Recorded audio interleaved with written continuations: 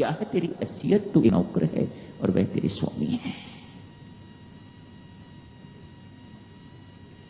इस प्रकार से बेटा, इस प्रकार से मेरे राम और सीता की सेवा करना कि उन्हें कभी भूल से भी अयोध्या की याद ना आए। जहां रहे वहीं अयोध्या स्थापित कर देना। उन्हें कहीं भूल से भी हमारी याद ना आए या अयोध्या की याद ना आए। हर वक्त मीठा बोलना, मुस्कुराते रहना, कभी सेवा करते हुए कुर्ता नहीं। मानो मां सुमित्रा ये हमें बोध दे रही हैं लक्ष्मण के माध्यम से कि एक सेवक को, एक परमात्मा के नौकर को किस प्रकार का होना चाहिए। आइए भक्तजनों थोड़ा और आगे बढ़ते हैं। अब ये तो मां सुमित्रा उपासना द्वारा दी गई शिक्षा थी। लक्ष्मण को आशीर्वाद लेके चले गए।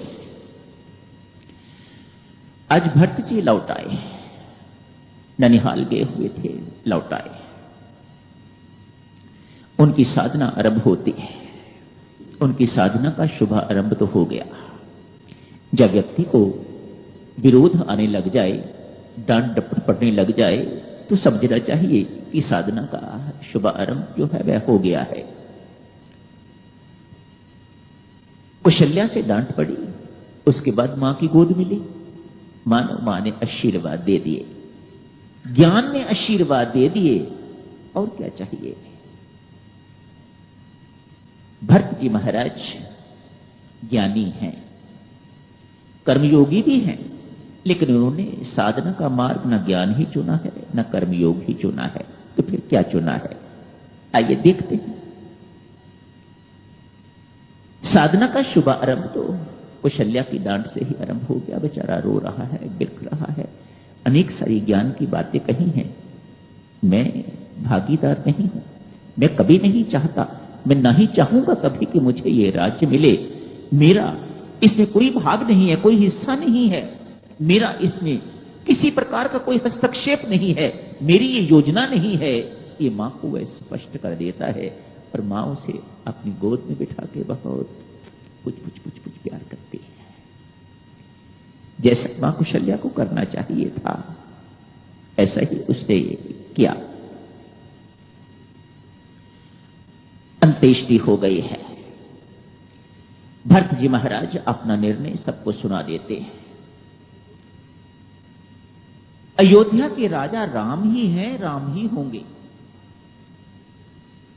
आप कभी ये सोचो कि मैं कभी राजा बन जाऊंगा या राजा हूं, तो ये आपकी भूल है महाराज। मैं कभी राजा नहीं था और ना ही मैंने कभी अयोध्या का राजा बनना है। इसके राजा राम ही हैं और वही रहेंगे। यदि आप मेरे ऊपर दयालु हो, कृपालु हो महाराज, आपने मेरी भूल को क्षमा कर दिया है, सबको कहते हैं, तो चलो मेरे साथ। सभी राजा राम को वापस बुला के लाते हैं। वही है राजा। तो वापस जाने की तैयारी जो है वह उनको करनी चाहिए। वापस लाने की तैयारी, कैसे उनको वापस लाना है। भरत जी महाराज की साधना यात्रा आरंभ होती है। साधना तो पहले से आरंभ हो गई है, लेकिन यात्रा यहां से आरंभ होती है। महर्षि विशिष्ट, रानियां इत्यादि तो रथ पर चली गई हैं। लक्ष्य तो एक ही है ना भक्तजनों सबका। अयोध्यावासी राजघराने के लोग जितने भी जा रहे हैं, लक्ष्य तो सबका एक ही है, राम मिलन, राम के दर्शन।